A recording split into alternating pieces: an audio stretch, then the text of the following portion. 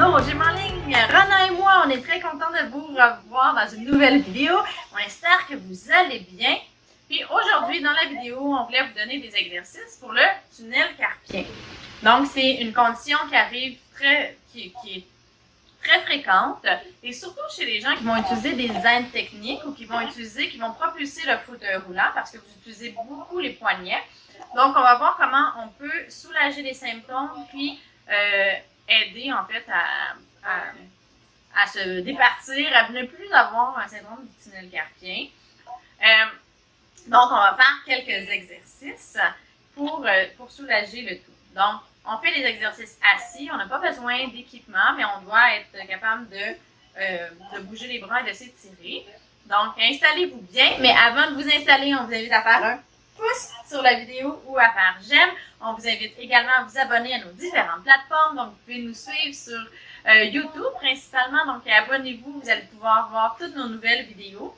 Et vous pouvez nous écrire des commentaires si vous avez certaines conditions que vous voudriez qu'on fasse des vidéos, qu'on donne des exercices pour améliorer ces conditions-là. Ça va nous faire un très grand plaisir de faire des vidéos pour répondre à vos besoins.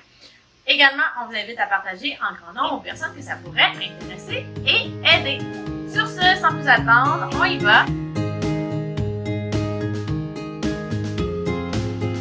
Le syndrome du tunnel carpien, c'est souvent...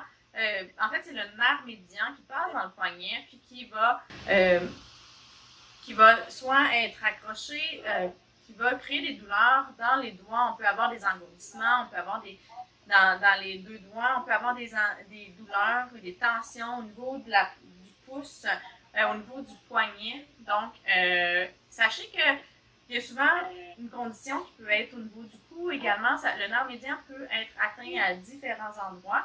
Fait que souvent, ça vaut la peine de consulter un professionnel de la santé pour vraiment bien adresser toutes les problématiques et être sûr de traiter le nerf sur tous les endroits qui pourraient avoir de l'adhérence.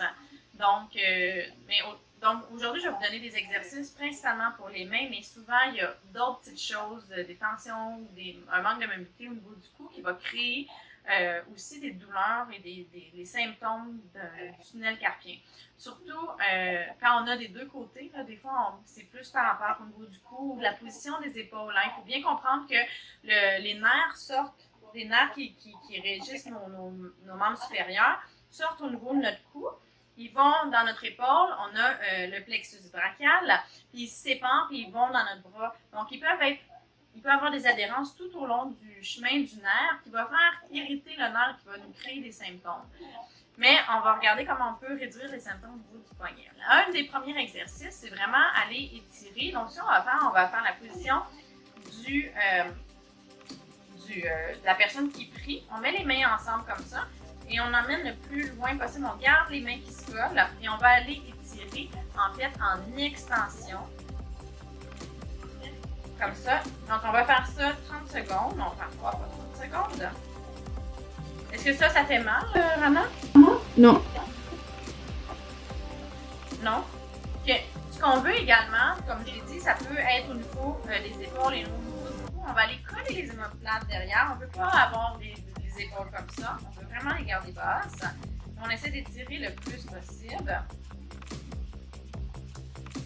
Si on a la tête en projection comme ça avant, on la ramène derrière.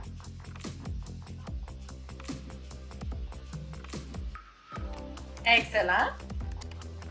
On relâche, on peut faire des mouvements comme ça. Okay.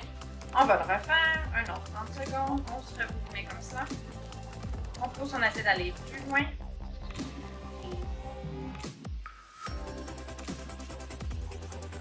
Voilà, super.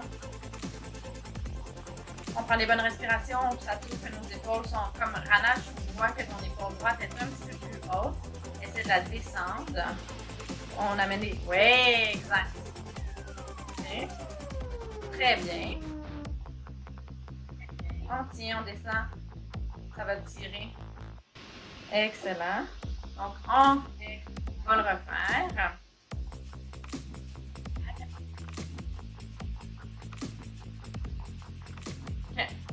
Et on se remet. On fait une troisième fois. En position de prière, on essaie d'aller encore plus loin. On met les épaules bien droites. On ramène la tête qui est en projection avant comme ça.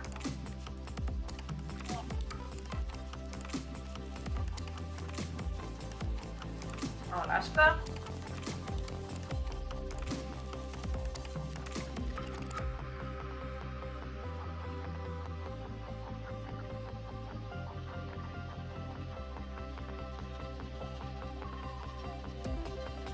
Excellent. Maintenant, ce qu'on va faire, on va se faire de l'automassage. Un autre exercice, vous n'êtes pas obligé de les faire dans cette ordre-là nécessairement, les exercices, non?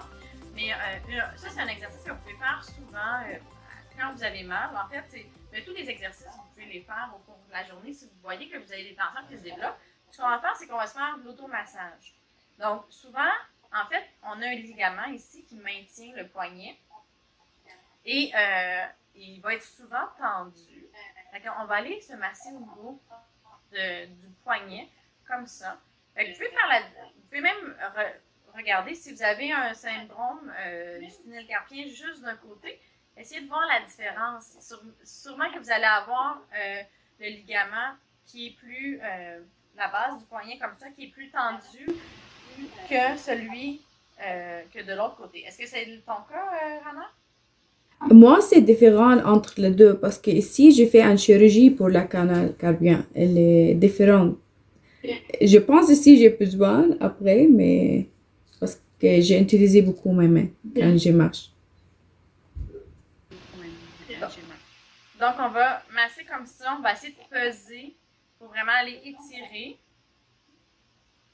Puis, un autre endroit où on a beaucoup de tension, ça va être ici au niveau de l'imminence ténor, au niveau de la base du pouce où il y a beaucoup de muscles. Quand on a un syndrome du tunnel carpien, ça va être très tendu, ça va être induré, ça va être douloureux également, donc on va masser doucement. Il ne faut pas que ça fasse trop mal. On désensibilise aussi un petit peu. Le tunnel carpien, on va avoir des douleurs à ces trois doigts-là. Donc, c'est là que c'est le nerf, c'est le dermatome du nerf qui peut être touché. Donc, on peut avoir des fourmillements, une diminution de sensibilité ou de drôles de sensations. Ça peut faire de la douleur. Donc, il y a des exercices aussi de glissement de nerf. Là, on va montrer principalement ce qu'on peut faire au niveau de la main. Donc là, on peut masser la porte, l'imminence ténor et le ligament. OK. Maintenant, on a étiré au niveau local, on a étiré le poignet, le ligament transverse avec les doigts. On a également massé pour assouplir les tissus. Maintenant, ce qu'on va faire, c'est qu'on va aller étirer les fléchisseurs du poignet, ceux qui font comme ça. Donc, on va mettre le bras en extension et on emmène les doigts vers le bas, comme ça. On peut aller chercher aussi le pouce. Donc, on essaie de l'étirer. On y va, on va maintenir ça 30 secondes. Est-ce que tu sens l'étirement, Rana? Oui.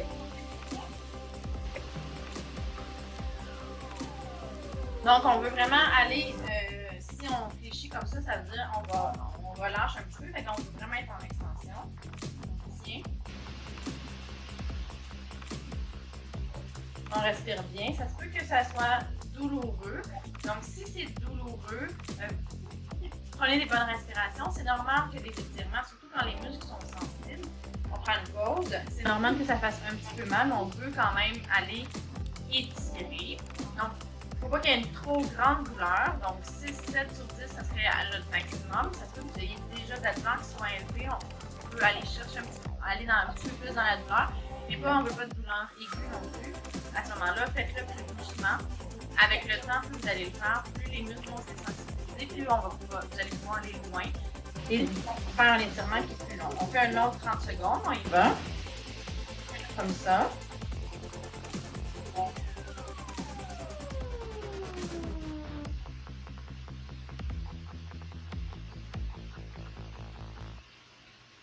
Donc, on garde le coude en extension. Très bien.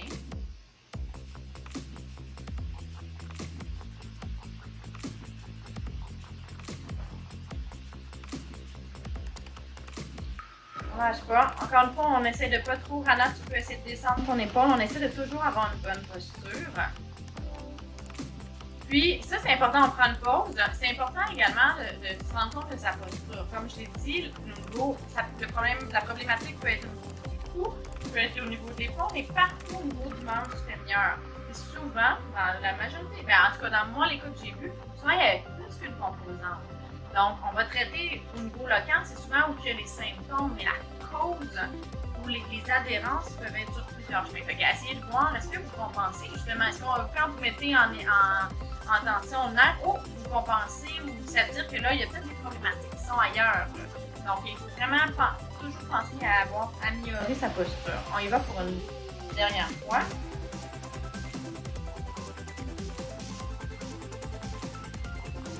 Donc, on garde les épaules à la même hauteur. On amène le plus vers l'arrière également.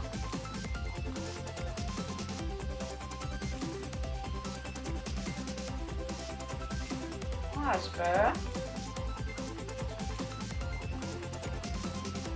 Est-ce que c'est dur, hein? C'est sûr, en plus, si jamais, pour ceux qui ont des troubles au niveau des déficiences, au niveau des muscles du tronc, c'est encore plus difficile de garder sa posture. Puis, en fait, une bonne posture, ce qui arrive, c'est que ça met plus à risque d'avoir un syndrome du tunnel carpien parce qu'il y a plus de mouvement, il y a moins de stabilité. Donc, il y a plus de risque de frottement. Il faut bien comprendre qu'un nerf, ça ne s'étire pas, ça glisse. Et quand ça glisse, il y a une gaine autour du nerf.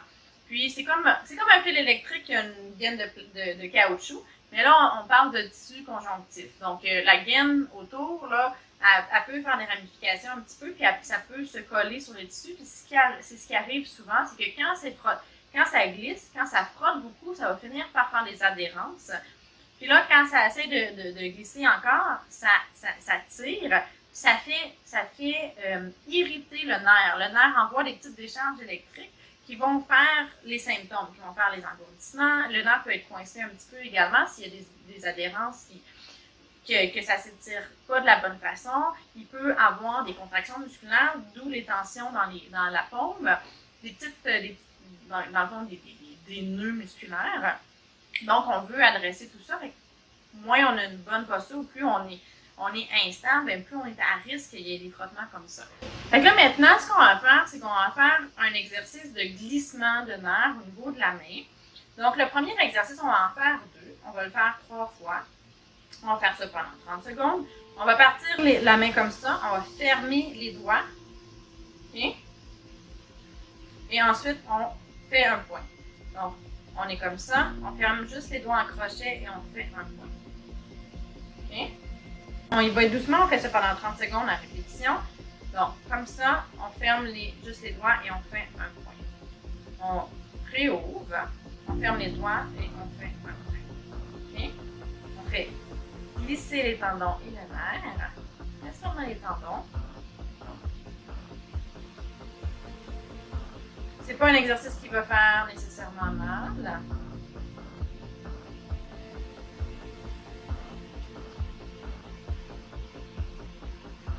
Relâche pas. Parfait.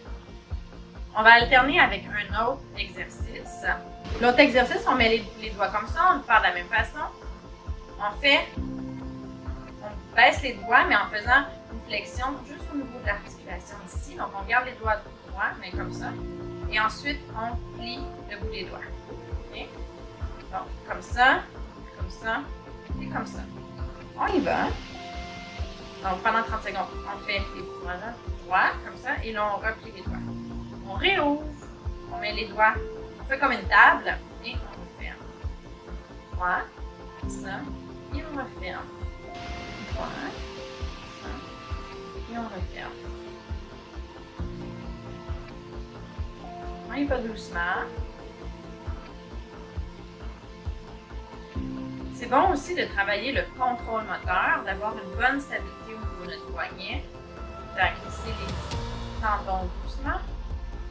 Parfait. On prend une pause. On va refaire le premier, donc comme ça, juste un crochet et un point. On se met donc droit, crochet, point. Droit, crochet, point. Droit, crochet, le bout des doigts, un crochet et un point. Droit, crochet, point. Droit, crochet, point. Droit, crochet, point. Essayez de garder le poignet stable. Donc, pas de mouvement comme ça. On garde le poignet. C'est juste les doigts qui ferment. Excellent. On refait le deuxième. Donc, comme ça, droit et on fait. Donc, comme ça, on fait la table et on fait. Droit, table, droit, table, ferme. Droit, table. Droit, table, ferme. Droit, table, ferme. Et on ferme. Droit, table, ferme. Droit, table, et on ferme. Excellent. On va refaire le premier. Ça va toujours, si jamais ça crée des petites tensions, que c'est difficile, vous pouvez vous ramasser. Si le nerf est irrité et que ça crée des petites tensions, vous pouvez faire une pression sur la zone, souvent ça va être au niveau du pouce, vous pouvez ramasser, prendre une pause entre les exercices. On ne veut pas trop irriter, si ça irrite, vous prenez une pause, vous pourrez recommencer la journée après, vous prenez de la glace également pour réduire l'inflammation si il y a de l'inflammation qui s'est faite. Ce qu'on veut, c'est aussi, on doit travailler un petit peu dans la douleur, puis aller masser, aller étirer, mais on ne veut pas que ça irrite parce que sinon, ben, ça va en fait empirer le problème. Donc, on refait une dernière fois les séries de glissement. Donc, comme ça, crochet et comme ça, on y va. Donc, droit, crochet, point, droit, crochet, point, droit, crochet, point, excellent, droit, crochet, point, droit, crochet, point, droit, crochet, point, excellent, crochet, point, crochet, point, point, spot. Excellent, super. Et on fait le dernier. Donc comme ça, et on va. On y va, c'est parti. Droit, table, point. Droit, table, point. Droit, table, point. Droit, table, point. Droit, table, point. Droit, table, point. Point. Droit, table, point. Droit, table, point. On y va doucement en contrôle. Excellent, super. Donc ça, c'est les petits exercices à faire qui sont plus au niveau local. Mais je vais le redire, puis je pense que c'est important que je le redise. Souvent, c'est multifactoriel, c'est pas juste au niveau du poignet. En tout cas, dans ma pratique, avec mon expérience, il y a souvent beaucoup de choses tout au long qui partent soit au niveau du cou, de l'épaule, qui descendent. Donc, en tant que physiothérapeute, moi, j'évalue tout. Donc, je vais aller regarder la mobilité des vertèbres cérébrales au niveau de l'épaule. Puis souvent, on se rend compte qu'il y a beaucoup de tension un peu partout, qu'il y a des points de tension qui sont très, très proches du nerf qui peuvent comprimer. Donc, pour être vraiment efficace, il faut aller toucher à tout et régler les petits problèmes qui sont tout au long. Donc, ça vaut vraiment la peine de consulter. C'est des conditions qui se traitent assez rapidement, je vous dirais, surtout en sachant, en allant cibler vraiment les problématiques, puis les tensions. Donc, tu sais, on peut vous donner pas juste des exercices pour le poignet, mais aller faire de l'automassage au niveau du reste du bras, aller travailler la posture. Ça, c'est une des premières choses également. D'ouvrir les épaules, aller coller les épaules à l'arrière, ramener la tête comme ça pour vraiment que l'appareil, on appelle ça neuroméningé, donc que les nerfs ne soient pas mis en tension. Parce que quand on est en enroulement comme ça, au niveau du plexus brachial, mais il est étiré. Et quand on a la tête comme ça aussi, mais au niveau des vertèbres, ça peut aller accrocher les nerfs. Donc, de travailler tout ça, d'avoir la meilleure posture possible, c'est souvent la première chose à faire pour régler le problème. Puis si vous pouvez regarder si c'est parce que vous propulsez le fauteuil, mais que vous allez chercher beaucoup en rotation interne, que vous avez les épaules beaucoup enroulées, si vous avez des douleurs, là, moi ce que je vous conseille de faire, c'est d'essayer. Première chose, on corrige la posture, puis on fait le même mouvement. Dans certains cas, là, en fait, dans beaucoup de cas, juste de replacer la posture, la personne fait le même mouvement, puis il n'y a pas les mêmes symptômes. En fait, souvent, les symptômes sont soit diminués, ou même dans certains cas, il n'y a pas de symptômes. Donc ça indique vraiment que c'est au niveau, c'est plus postural. Puis quand ça fait longtemps qu'on a cette problématique-là, c'est sûr que là, il va y avoir eu plein de tensions, puis il y a des symptômes qui sont restés. Donc, il faut vraiment aller adresser les tensions, puis aller assouplir les tissus. Mais une première chose que vous pouvez faire, c'est travailler la posture. Donc, c'est quand même une condition simple et complexe à la fois, donc parce qu'il peut y avoir plusieurs causes, puis des fois, le diagnostic différentiel de qu'est-ce qui crée le tunnel carpien est plus difficile à faire. Fait que je vous conseille de consulter un physiothérapeute, mais vous pouvez entre-temps faire les petits exercices qu'on vous a proposés, que je vous ai proposés aujourd'hui, et travailler votre posture. Donc voilà, j'espère que vous avez aimé la séance. Ça a bien été, Rana? Oui, je vais essayer pour faire chaque jour parce que vraiment chaque matin j'ai mal à mes doigts. OK.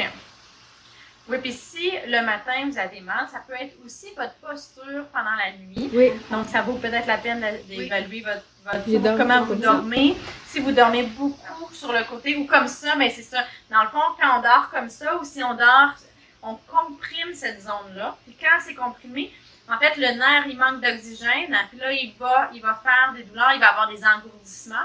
Donc, ça vaut la peine de bien évaluer ça. Ça peut être la position de votre tête, votre oreiller qui est trop grande, que là, votre tête est trop en projection ou même en fermeture si elle est trop petite. Donc, il y a différentes choses à évaluer. Puis ça, c'est des petites choses à faire qui sont simples, qui vont faire une grande différence. Donc, certains, c'est leur posture à l'ordinateur, qui est comme ça. Donc, ou la souris, beaucoup de mouvements, il y a des plans qui existent, il y a différentes choses. Donc, l'approche pour le tunnel carpien, c'est vraiment multidimensionnel, multifactoriel. Fait que regardez dans votre quotidien qu'est-ce qui crée, à quel moment vous avez les douleurs, et qu'est-ce que vous pouvez changer par rapport à ça. Puis, encore une fois, vous pouvez faire accompagner par un professionnel. Donc, ça va parfois plus rapidement, on peut vraiment bien cibler qu'est-ce qui a changé. Donc voilà, j'espère que vous avez aimé la séance. Si vous avez aimé, on vous invite à faire un pouce sur la vidéo, à faire j'aime. On vous invite également à vous abonner à nos différentes plateformes, notamment sur YouTube. Donc, vous pouvez vous abonner à notre chaîne, être mis au courant de toutes les nouvelles vidéos, nous écrire vos commentaires, vos suggestions, vos besoins particuliers. Les vidéos sont faites pour vous. Donc, on espère que ça répond à vos questions et que ça vous aide. Donc voilà, et vous pouvez partager bien sûr un grand nombre de personnes que ça pourrait intéresser et aider. Sur ce, Rana et moi, on vous dit un grand merci d'être avec nous, de faire les exercices avec nous. C'est toujours un plaisir. Je suis contente de te voir, Rana, comme ça. Hein? Donc voilà, puis on vous souhaite une excellente journée. On a hâte de vous revoir dans une prochaine vidéo. Au revoir!